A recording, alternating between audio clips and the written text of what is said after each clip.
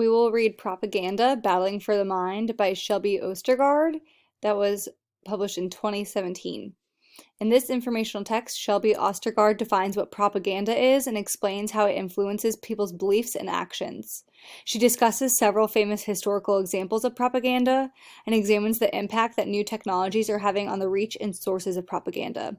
As you read, take notes on the examples of propaganda given in the text and the effect each one had on its audience. This last part right here, oh, it's not highlighting, but this last sentence is a very great example for you to use for your annotations. Annotate the examples and you can write down the effects. We're going to begin with paragraph 1. Mass media are the methods we use to communicate with large numbers of people at one time. We live in the age of mass media, whether that's social media, the internet, television, or even advertising. Propaganda is misinformation that is intentionally circulated through mass media with a political agenda. In the past, governments in many different parts of the world, often during times of war, have used everything from newspaper articles to movie previews to disperse propaganda.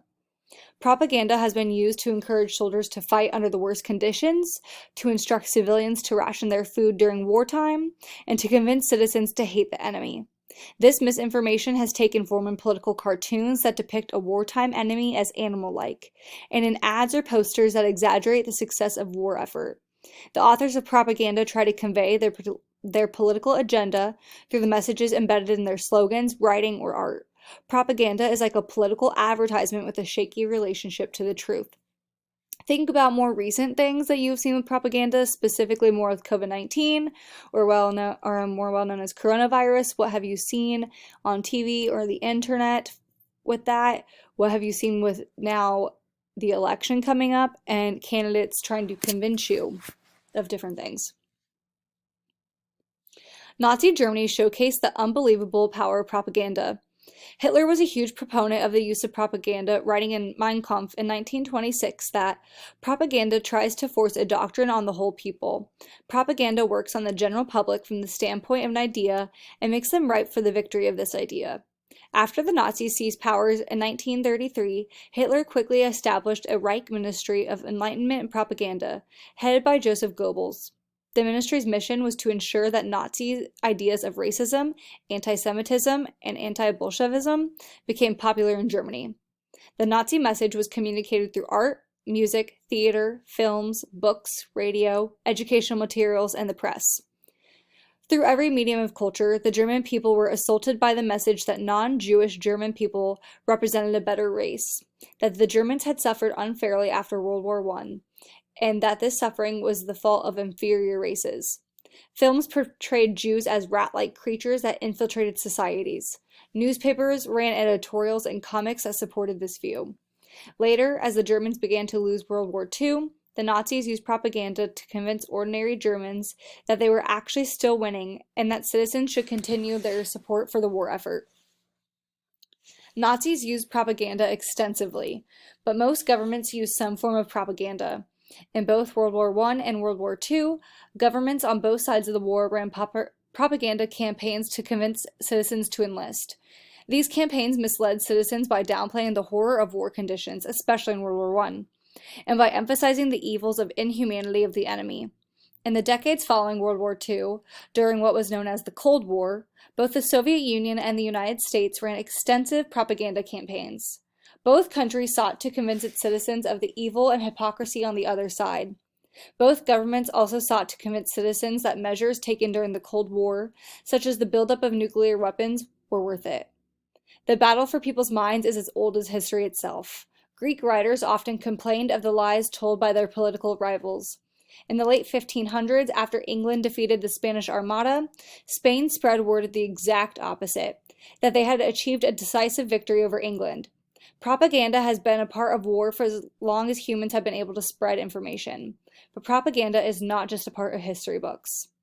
Modern nations like North Korea use propaganda extensively.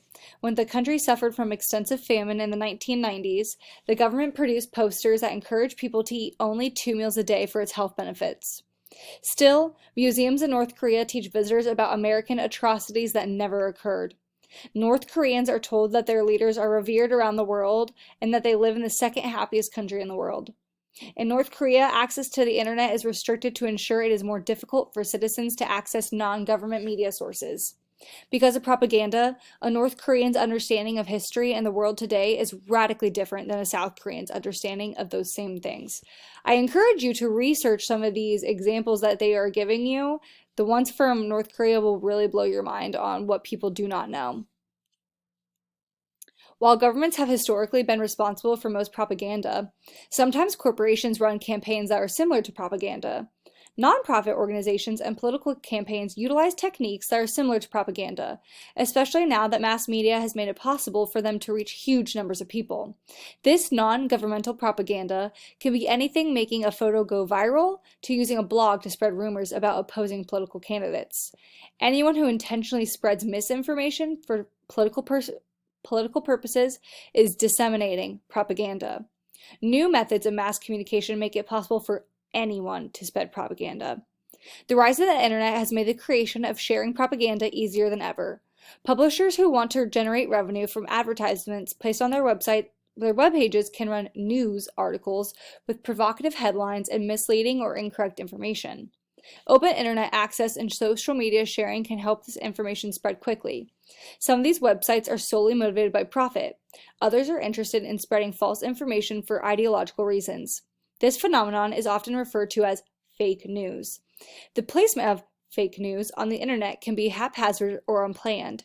While propaganda is typically part of a larger strategy by its creator, it is a planned approach to convince citizens of something specific.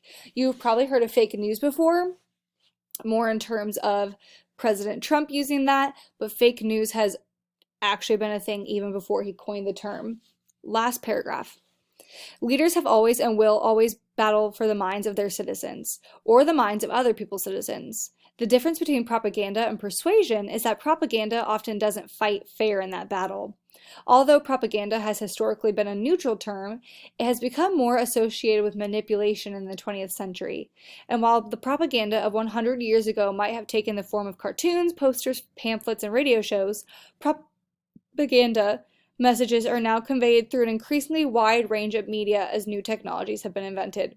Think about Facebook, Snapchat, TikTok, etc. All these things can now be considered parts of propaganda. Let's go ahead and move on to text-dependent questions.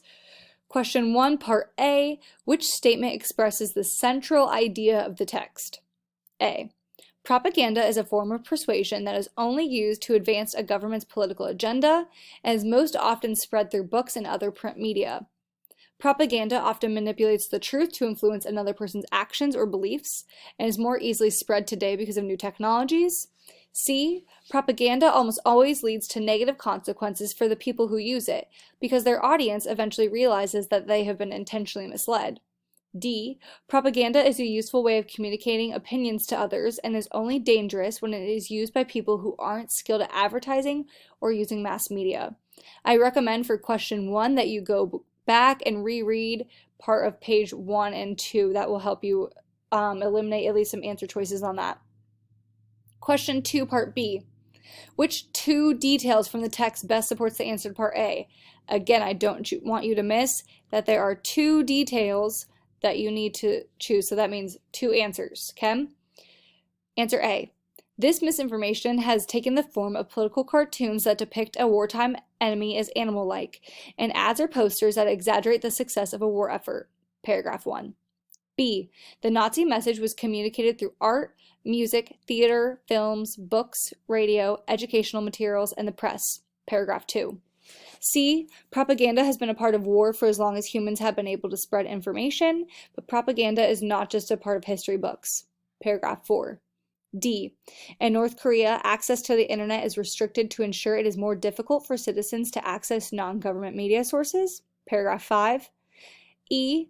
The rise of the internet has made the creation and sharing of propaganda easier than ever. Paragraph 7. F. Leaders have always and will always battle for the minds of their citizens or the minds of other people's citizens. Paragraph 8. Question 3. How does the author's use of the word assaulted in paragraph 2 contribute to our understanding of Hitler's propaganda? Again, you might already understand Hitler as a person But because the question is telling you to go back to paragraph 2, make sure you reread paragraph 2 and then come back to this question. A, it emphasizes that the German government's propaganda campaign was forceful. B, it shows that German citizens would not readily believe propaganda. C, it reveals that German citizens were physically attacked with propaganda. D, it shows readers that German citizens didn't like the propaganda they were exposed to.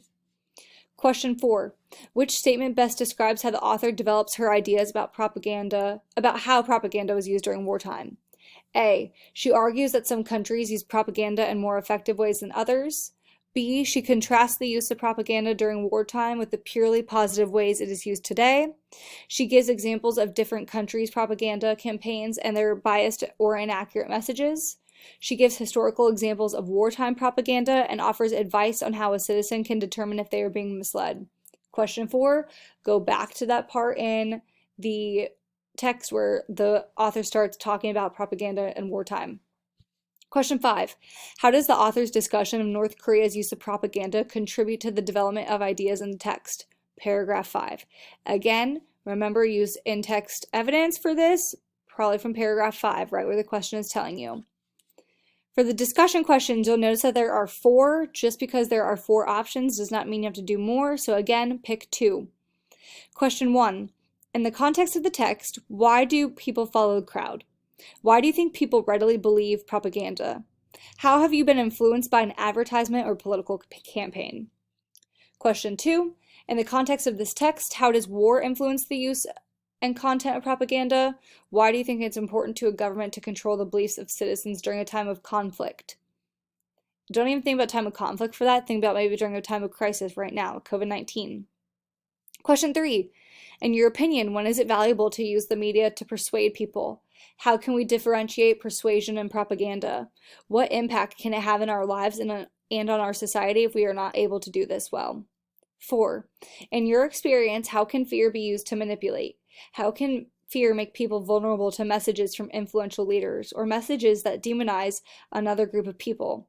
Cite evidence from this text, your own experience, and other literature, art, or history in your answer. There are lots of historical examples for question 4. Again, going back for propaganda, battling the mind, this is the code P8PKX. If you have any questions, you may email me or reach out to me at my Google Voice number. Good luck, and if you have any questions, just let me know.